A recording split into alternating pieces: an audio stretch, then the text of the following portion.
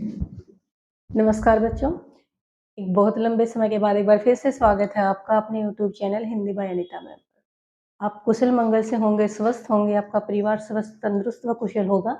इसी कामना के साथ चलिए बढ़ते हैं हम आगे। जैसा कि आप जानते हैं, हम पहले पढ़ रहे थे वर्ण, और वर्ण में हमने स्वर पढ़ लिया था। तो व्यंजन पर हम आए हुए थे। कई वजह है जिससे वीडियो नहीं बना पाई थी मैं। तो व्यंजन पर है आज हमारा, तो व्यंजन को हम जानेंगे। अगर मैं व्यंजन की परिभाषा की बात करूँ तो वर्ण की जो हमारी पहली वीडियो है उसी में आपको व्यंजन की परिभाषा मिल जाएगी, आप वहां से आराम से देख सकते हैं। तो आगे बढ़ेंगे हम। यहाँ पर सभी को पता है, वैसे मैं अगर बोलूँ मौखिक रूप से, तो जिन वर्णों के उच्चारण में स्वरों की सहायता ली जाती है, या फिर हम कह सकते हैं जिन वर्णों का उच्चारण स्वतंत्र रूप से नहीं होता, या फिर हम कह सकते हैं जिन वर्णों के उच्चारण में कोई अवरोध होता है, कोई रुकावट आती है, वो क्या कहलाते हैं? व्यंजन कहलाते हैं। तो अगर मैं संख्या की बात करूं तो यहाँ पर भी जिस तरह से आपने, जिस बच्चे ने पहली वीडियो नहीं देखी है वर्ण की, एक बार वो जरूर देख लीजिएगा। तो जैसा आपने देखा, जैसे ही हमने स्वर की परिभाषा पढ़ी, उसी के साथ हमने स्वरों की संख्या के ऊपर प्रश्न किए थे।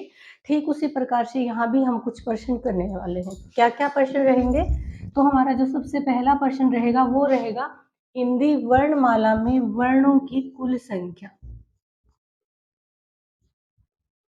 वर्णों की कुल संख्या। दूसरा जो प्रश्न रहेगा हमारा वो रहेगा हिंदी वर्णमाला में वर्णों की संख्या। वर्णों की संख्या। तीसरा प्रश्न रहेगा हिंदी वर्णमाला में व्यंजनों की कुल संख्या। व्यंजनों की कुल संख्या।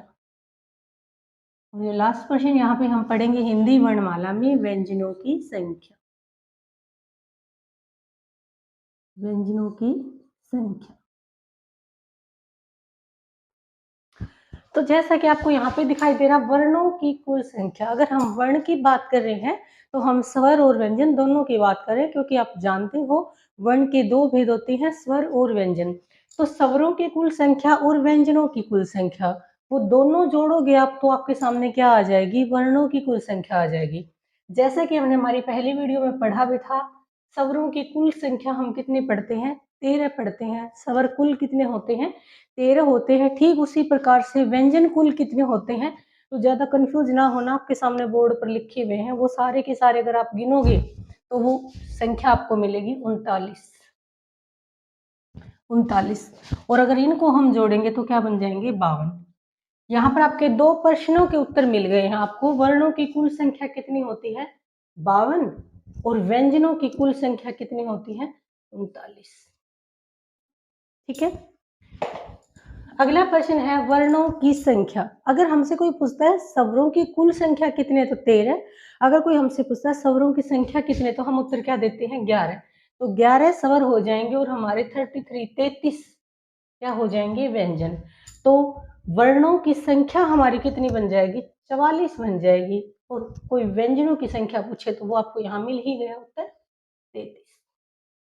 क्यों बने 39 है, 33 क्यों है, वो सारी चीजें डिस्कस करेंगे। फिलहाल एक बार इन 4 प्रश्नों से बाहर निकलते हैं हम। मन में अभी ये चीज लेके मत बैठ जाना क्यों बने क्यों बने। वो क्यों बने वो तो अभी आपके सामने हम डिस्कस करेंगे। ठीक है। तो एक बार तो इस चीज को अच्छे से देख लेंगे आप लोग।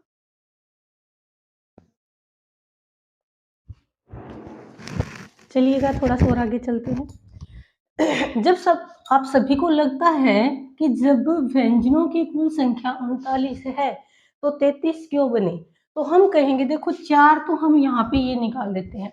जैसा आपने स्वरों में देखा था, स्वरों की कुल संख्या 13 है और संख्या कितनी है? 11 है। जब कुल पूछे जाते हैं तो सारे बताते हैं, जब संख्या पूछी जाती है तो हम दो को निकालते हैं, अंग और अह। उन्हें क्या बोलते हैं? अयोग वहा बोलते हैं। तो वही चीज यहाँ पर रहने वाली उसी प्रकार से कुछ। इन्हें हम क्या कहते हैं? संयुक्त व्यंजन कहते हैं। क्या है ये? संयुक्त व्यंजन। इन चारों को संयुक्त व्यंजन कहा जाता है। तो 4 तो हम ये निकालते हैं और जो 2 हमने ब्रैकेट में लिख रखे हैं ये निकालते हैं। क्यों निकालते हैं वो सारी की सारी चीजें मैं अभी आपको बताने वाली हूँ।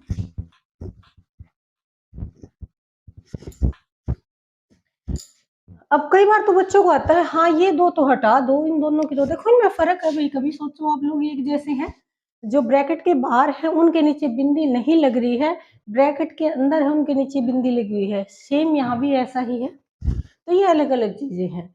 हालांकि आप जब वर्णमाला पढ़ते हो आपको लिखे हुए तो नहीं मिलते हैं, हिंदी हम पढ़ते हैं तो हमें जगह जगह मिलते हैं, वर्णमाला में तो आपको ये 5 ही वर्ण मिलते हैं लिखे हुए। तो बच्चे कहते हैं इन 2 को तो हटा दो, लेकिन इन 4 को क्यों हटाया जाता है? भाई ये तो हर जगह लिखे हुए मिलते हैं।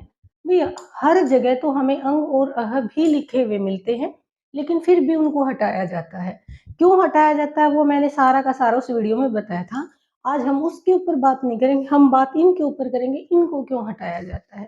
तो एक बार गौर से देखेंगे, जब जैसे कहीं भी आप, मैं क्ष की बात करूं, आधा क लिखते हो और उसके साथ में स जोड़ देते हो, ये वाला आप कभी भी टाइप करके देखोगे ना, आधा क और उसके साथ ये वाला श, जैसे ही आप इनको जोड़ोगे ये क्या बन जाएगा? श बन जाएगा। क और श से मिलके क्या बनता है? क्ष बनता है। इसे आप इस प्रकार से भी लिख सकते हो और इसे हम इस प्रकार से भी लिख सकते हैं। अगर आप यहाँ पे हलंत लगाते हो तो आपको सामने अ लिखना पड़ेगा, अगर आप अ नहीं लिखना चाहते तो यहाँ पर आपको हलंत भी हटाना पड़ेगा। ठीक उसी प्रकार से जो त्रय होता है, त्रय बनता है आधे त और र से। त और र को अगर आप जोड़ोगे, टाइप करके देखना, मेरे कहने से मत मानना, टाइप करके देख लेना। आधा त और र जब भी आप एक साथ लिखते हो बिना किसी स्पेस के, तो हमेशा क्या बनेगा? आपको वहां पर त्रय मिलेगा। इसे आप इस तरह भी लिख सकते हो या फिर इसे हम इस प्रकार से, दोनों सही है। अगर आप ये हलंत हटाओगे तो आपको अ भी हटाना पड़ेगा, अगर आप अ लिखते हो तो आपको साथ में, हाँ यहाँ हमेशा हलंत वाले ही रहेंगे, इसके सामने कभी भी अ नहीं आएगा। ठीक उसी प्रकार से अगर मैं ग की बात करती हूँ, तो ज और य को जब आप जोड़ोगे तो क्या बनता है? ग बनता है। इसे आप ऐसे भी लिख सकते हो और इसे आप ऐसे भी लिख सकते हो। आप श्रेय को जब जोड़ते हो तो श और र, इस स और र को, आधे श और र को आप जब भी लिखोगे क्या लिखा जाएगा? श्रेय लिखा जाएगा। इसे हम ऐसे भी लिख सकते हैं और इसे हम ऐसे भी लिख सकते हैं। संयुक्त का मतलब ही क्या होता है? जब दो अलग अलग चीजों को जोड़ दिया जाता है तो वो क्या कहलाती है? आपकी संयुक्त कहलाती है। ठीक है जी, ये बात तो हमें समझ में आ गई, लेकिन हमें ये अब तक भी समझ में नहीं आया कि इनको हम लिखते गिनते क्यों नहीं है? वर्णमाला में हम 33 क्यों गिनते हैं, 44 क्यों नहीं गिनते, इनकी गिनती क्यों नहीं की जाती? तो आइए उसी के ऊपर एक बार थोड़ा सा डिस्कस करके देखते हैं। जैसे आपने देखा जो क्ष है ये बनता है क और श से, क ऊपर आ चुका है, श भी ऊपर आ चुका है। त्रय बनता है त और र से, त की गिनती भी हम कर चुके हैं, र की गिनती भी हम कर चुके हैं। श्रेय ग बनता है ज और य से, ज की गिनती भी हम कर चुके हैं और य की गिनती भी हम कर चुके हैं। श्रेय बनता है श और र से, ये दोनों भी गिन चुके। कहने का मतलब मेरा क्या है, ये वर्ण जिन वर्णों से मिलके बने हैं उनकी गिनती तो हम पहले ही कर चुके हैं, इसलिए बार बार इनकी गिनती नहीं की जाती। इनको हम तभी काउंट करेंगे जब कोई हमसे व्यंजनों की कुल संख्या पूछता है या फिर वर्णों की कुल संख्या पूछता है। अगर आपसे सिर्फ व्यंजनों की संख्या पूछी जाती है या वर्णों की संख्या पूछी जाती है तो आप इन चारों को नहीं गिनोगे और ना ही ये जो 2 ब्रैकेट में लिख रखी है इनकी। तो यहाँ से तो हमारा प्रश्न यहीं पे कंप्लीट हो जाता है। अब हमें यहाँ पर और कुछ करने की जरूरत नहीं है, यहाँ से जो हमारे प्रश्न बनने थे वो बन चुके हैं। इन चारों को हम क्या कहते हैं? संयुक्त व्यंजन कहते हैं। ठीक है, ठीक उसी प्रकार से यहाँ भी एक प्रश्न बनेगा, जैसे ही वो प्रश्न मैं आपको समझा दूंगी मैं इनको भी यहाँ से हटा दूंगी। तो इस बात का विशेष ध्यान रखेंगे, सिर्फ 5 वर्ण ही रहेंगे इस लाइन में हमारे। ये तो अभी मुझे आपको यहाँ पर एक प्रश्न समझाना है, इसलिए बताना पड़ा। उसके कोई हमसे पूछता है हिंदी वर्णमाला में कितने वर्ग होते हैं? कितने वर्ग होते हैं? तो हिंदी वर्णमाला में 5 वर्ग होते हैं। कितने वर्ग होते हैं? 5। जो हमारी शुरू की 5 लाइनें हैं, प्रत्येक लाइन के पहले वर्ण से उसके वर्ग का नाम शुरू होता है, इसे हम बोलते हैं कवर्ग। चवर्ग, टवर्ग, टवर्ग और पवर्ग। तो हिंदी वर्णमाला में कितने वर्ग होते हैं? 5 वर्ग होते हैं। एक वर्ग में कितने वर्ण होते हैं? तो 5 वर्ण होते हैं। लेकिन अगर हमसे प्रश्न पूछा जाए वर्गीय वर्णों की संख्या कितनी होती है, तो वर्गीय वर्णों की संख्या कितनी हो जाएगी जी? 25। क्योंकि 5 वर्ग होते हैं, एक वर्ग में 5 वर्ण होते हैं, तो कुल वर्गीय वर्ण कितने हो गए हमारे? 25 हो गए। ये मत गिनना, मैं आपको बार बार बोल रही हूँ, क्योंकि जैसे ही हम यहाँ से प्रश्न समझेंगे मैं आपको वो हटा दूंगी, ये हटा दूंगी।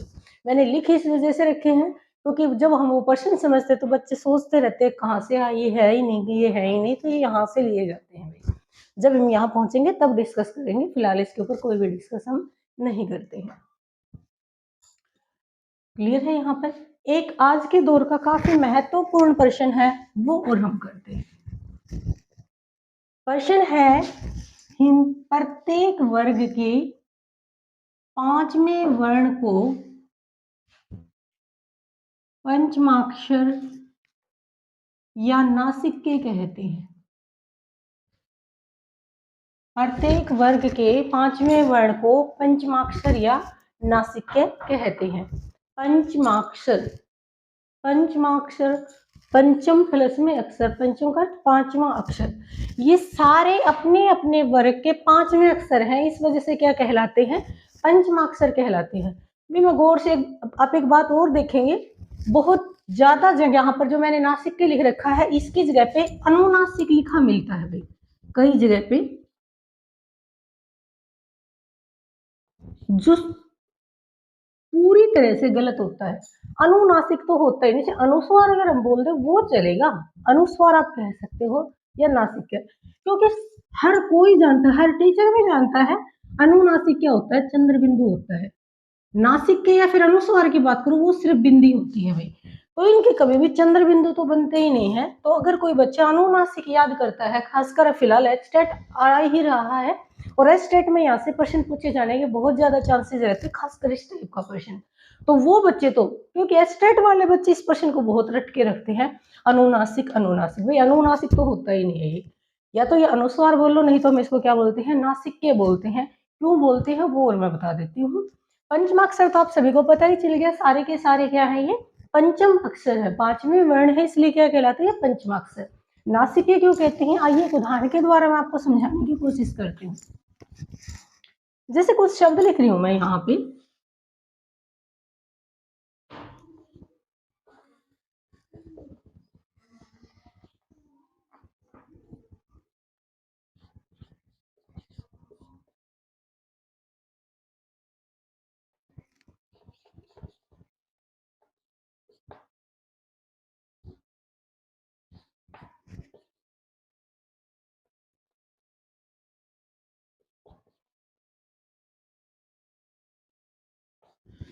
देखो भाई ये कुछ शब्द हैं, देखकर ही आपको लग रहा है कि सारे के सारे क्या हैं? शुद्ध है, हमें ये भी मिलते हैं लिखे हुए, ये भी मिलते हैं। लेकिन अगर मैं सही में बात करूं, आज की मानक शब्दावली, आज की जो भाषा है हिंदी, उसको हम क्या बोलते हैं? मानक भाषा हिंदी बोलते हैं। मानक भाषा के हिसाब से सारे नहीं है भैया, सारे के सारे मानक शब्दावली नहीं है। मानक किसका? जो आज की हिंदी बोली जाती है उस हिंदी को हम क्या बोलते हैं? खड़ी बोली भी बोलते हैं, खड़ी बोली। खड़ी बोली में ये दोनों रूप मान्य नहीं होते। हम लिखते हैं, हम पढ़ते हैं, वो बात अलग है। कहीं आप इसी चीज को लेके आप लग जाओ जी लिखे हैं, हम पढ़ते भी हैं, लिखते पढ़ते हैं भाई, हमें मिलते भी हैं। लेकिन मैं खास बात जो कर रही हूँ मानक शब्दावली की कर रही हूँ, तो मानक में ये सारे नहीं होते हैं। मानक में क्या होता है? मानक का मतलब ही मैं क्या कहना चाह रहा हूँ आपसे, एक बार थोड़ा सा गौर से मेरी बात को देखेंगे। भाषा का जो कालक्रम रहा हमारे, भाषा सॉरी कालक्रम नहीं सॉरी, जो हमारी सबसे पहली भाषा रही है वो क्या रही है भाई? संस्कृत। फिर भाषा में कुछ बदलाव आए और भाषा क्या बन गई? पाली। फिर भाषा में कुछ बदलाव आए और भाषा क्या बन गई? प्राकृत। फिर भाषा में कुछ बदलाव आए और भाषा क्या बन गई? अपभ्रंश। और फिर भाषा में कुछ बदलाव आए और भाषा बन गई आपकी हिंदी, खड़ी बोली जिसको हम बोलते हैं। थोड़ा सा समझने की कोशिश करेंगे। आप सभी को पता है भाषा कभी भी एक जैसी नहीं रहती है। अगर आप अपने घर परिवार से ही लेके चलोगे तो आप जल्दी ही समझोगे इस बात को। जैसा कि हम जो भाषा जिस प्रकार से आज बोल रहे हैं, हमारे पूर्वज आज से 20 साल पहले, 30 साल पहले ऐसे नहीं बोलते थे। और 50 साल पीछे जाए तो और फ़र्क था, और 50 साल पीछे जाए तो और फ़र्क है, और 10 साल आगे चलेंगे हम अब से, तो उनकी भाषा में और भी बदलाव मिलेगा। तो समय-समय पर भाषा में क्या होते रहते हैं, बदलाव होते रहते हैं। तो सबसे पहले क्या बोली जाती थी? संस्कृत, फिर उसमें कुछ परिवर्तन आए और वो भाषा बन गई पाली। जैसा कि आप सभी जानते हो, बौद्ध धर्म की भाषा है, महात्मा बुद्ध के सभी उपदेश किसमें मिलते हैं आपको? पाली भाषा में। फिर बदलाव आया और प्राकृत जैन धर्म की, फिर भाषा में और परिवर्तन आए और अपभ्रंश, और फिर जो बदलाव के बाद भाषा बनी थी वो बनी थी हमारी हिंदी। तो कहने का मतलब मेरा क्या है, इन पड़ावों के हिसाब से अगर हम चलते जाए तो की बात नहीं करी, मैं सिर्फ यहाँ पर आने की बात कर रही हूँ। अगर आप संस्कृत में कहीं पर इन शब्दों को पढ़ते हो तो आपको यही वाले शब्द मिलते हैं, शायद आपको तो और अच्छे से समझ में आ जाएगा।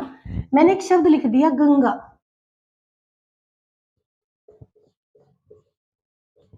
थोड़ा सी कोशिश करना समझने की।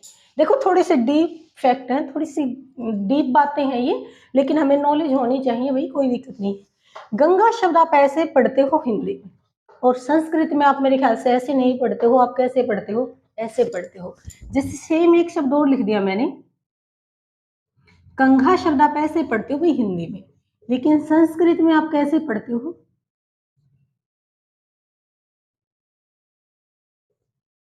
संस्कृत में आपको इस तरह कंघा लिखा नहीं मिलता, आपको इस तरह का मिलता है। इस तरह की गंगा मिलती है, इस तरह का नहीं मिलता है। संस्कृत में आपको संगणक ऐसे मिलेगा, ये ऐसे मिलेंगे। तो मतलब मेरा क्या है कि सब यहां तक आते आते परिवर्तन क्या हुआ, जब ये कोई भी पांचवा वर्ण किसी आधे वर्ण के रूप में आ जाता है तो उसकी क्या बनाते हैं हम? बिंदी बनाते हैं। सिंपल सी भाषा में समझा रही हूँ आपको। मैं पांचवा वर्ण है भाई, देखो यहाँ पे आधा था, क्या बना दी? बिंदी। न पांचवा वर्ण है, आधा था, क्या बना दी? बिंदी। सेम यहाँ भी अंगे पांचवा वर्ण है, देखो यहां से क्या आधा था, यहाँ पे क्या बना दी? बिंदी। सेम चीज यहाँ भी है, आधा था बिंदी, आधा था बिंदी। अगर आप संस्कृत में पढ़ते हो तो आपको व्यंजन ऐसे लिखा मिलेगा भाई,